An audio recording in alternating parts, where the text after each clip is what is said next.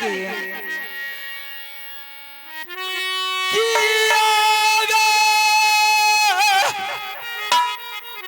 भलिया बहरिया आले फूला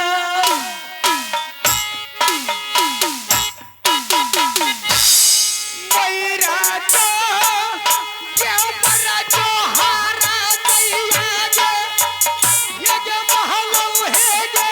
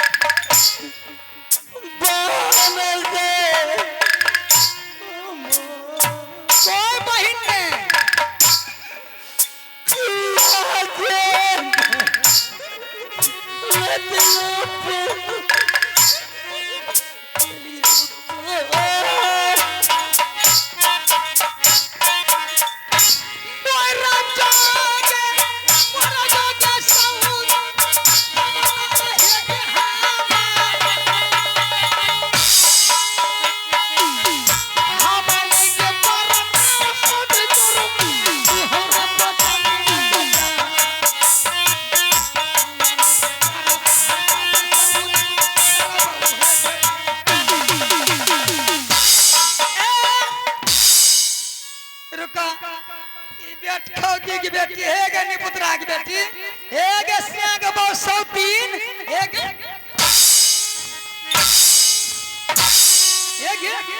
करन दे तू क्या कर पौस बन के एक गनी पुत्रा की बेटी ये सियाग बहु सौतीन गई में करत करत दे हमर सुखा गेले ई बेट ठोकी की बेटी जो झांट दबो वो बात ये शर्म रात आई ये की करबो नि पुत्रा या के क्या स्वामी जी के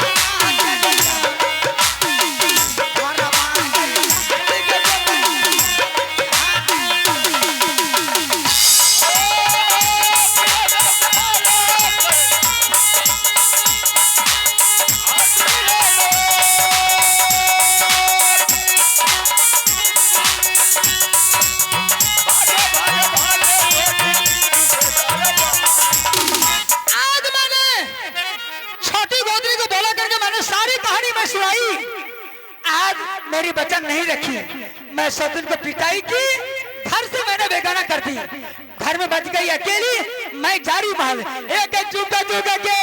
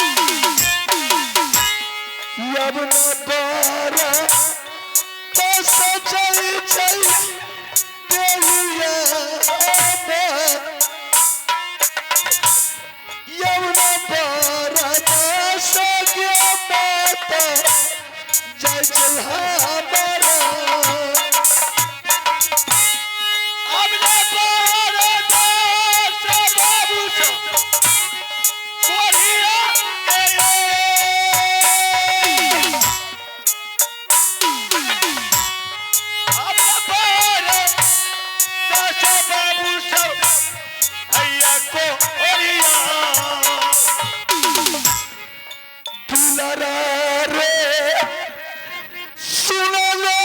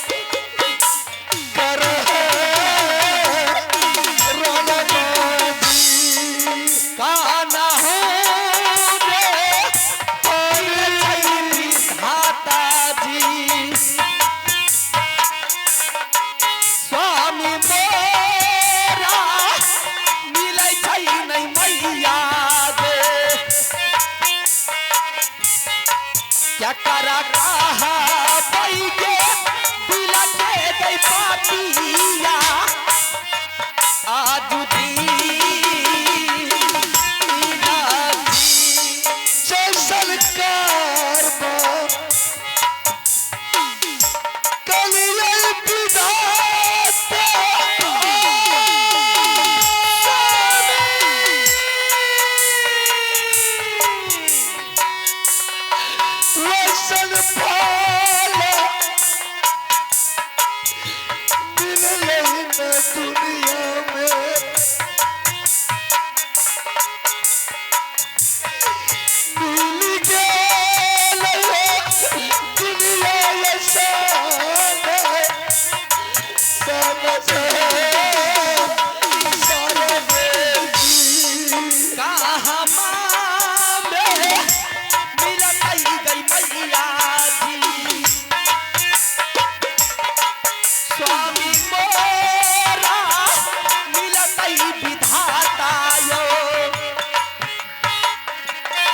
क्या करा कहा भाई के दिला के गई पापिया आज दी कोई तो देता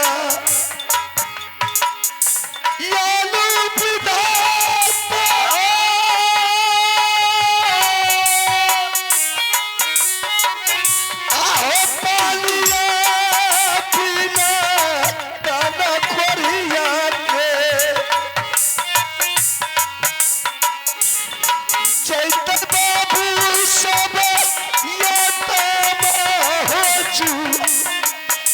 चुरे राली जी घूमिए में गलिया ये बाबू साहब बीजू पार जा गल में जो झूमालो घूम गेली ये जंगल ये आज दी नादी ये बने जी बनोगे मैया जी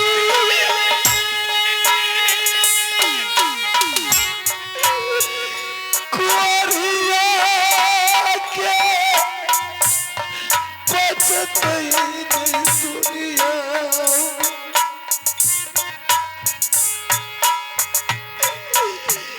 नहीं बचते गे पानी के गेट कर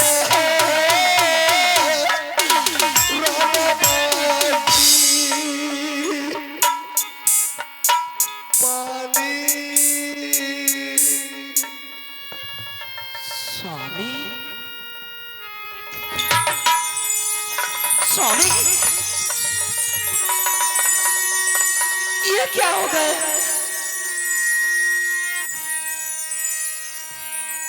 यह बने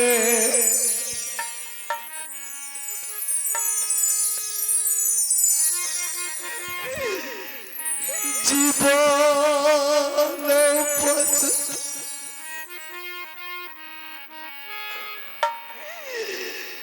रनिया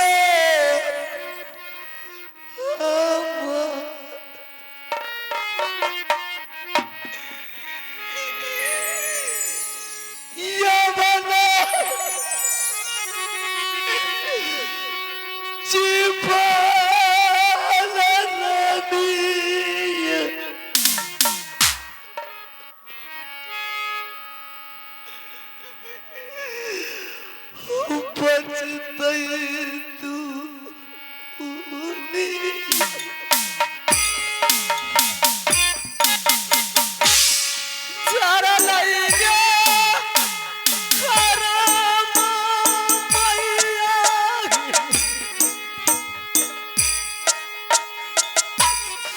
उड़ानी के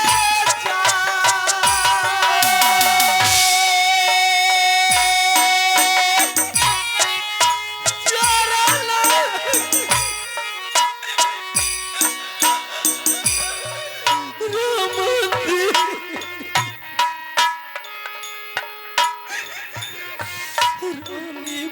फूला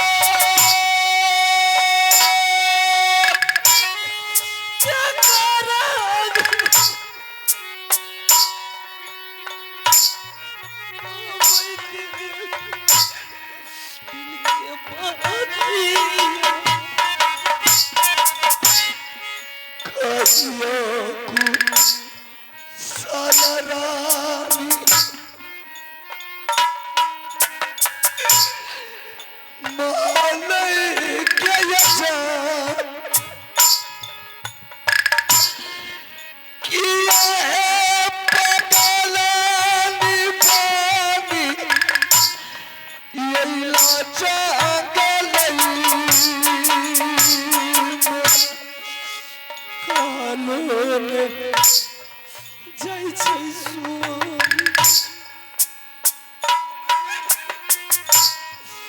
रानी जी के जान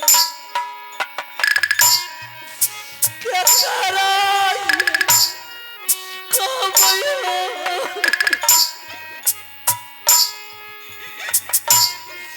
दिल के बातिया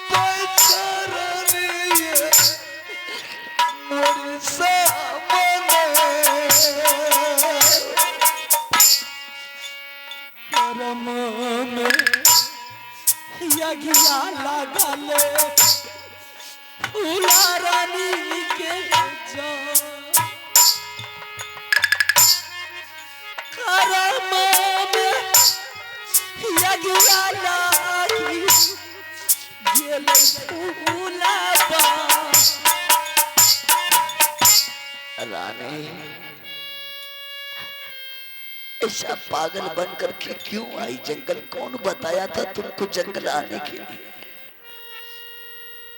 मैं जंगल आई नहीं, मुझे भगा दिया गया है। भगा दिया? कौन?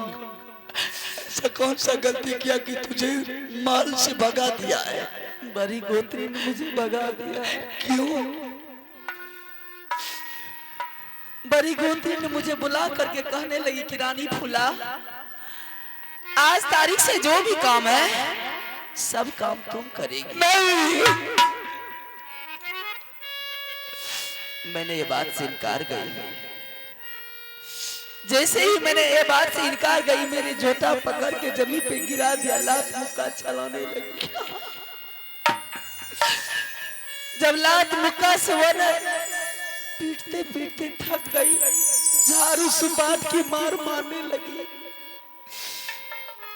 जब झाड़ू सुपार से वो थक गई तो जो साड़ियां आपने नरबर किला से दुल्हन बना करके मुझे लाए थे, वो सारी दुशासन के तेरे मेरे शरीर पर से खींच लिया और धक्के मार करके बाहर। मैंने तो सोची मेरे नाथ गए हैं शिकार खेलने के लिए, जा रही हूँ, सब कुछ आज मिलेंगे जंगल में तो सब कुछ खाऊंगी मैं, लेकिन यहाँ तो कुछ देख रही और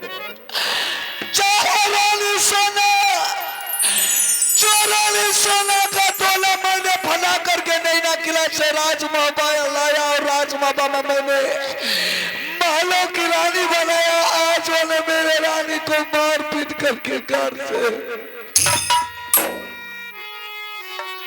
बेटी जब अपनी ससुराल में रहती है ना स्वामी, बेटी अपनी नैहर में रहती है तो माँ और पिता जिसका दुख हार लेते हैं। बेटी जब ससुराल में रहती है तो एक स्वामी नाम के अलावा दुनिया में कोई नहीं रहा। कल कल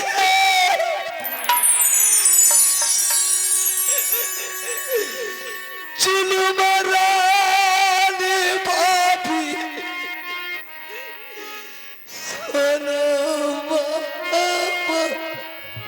चलिए आज फैसला कर दीजिएगा मियां, नहीं जाइएगा। कल चलो मरा लिया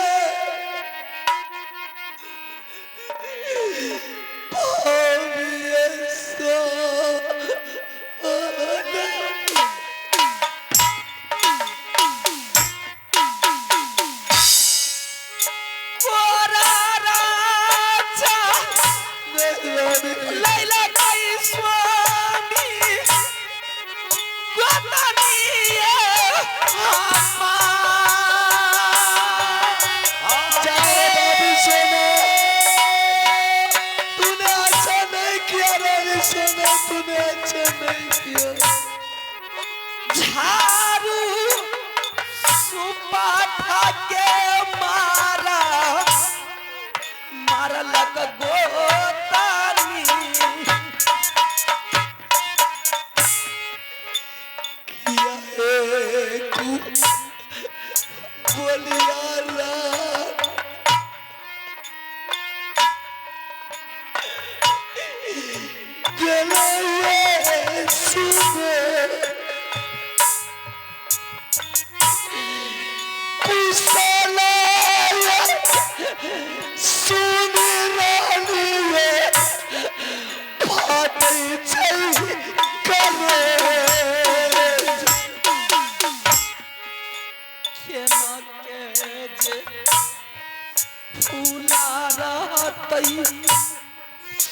दुनिया में जा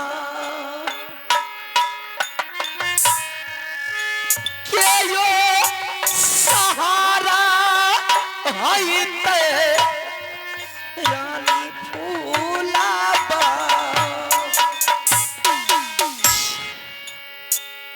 जाहे रानी सोना। जो रानी सोना को मैंने देवी की तरह मानता था,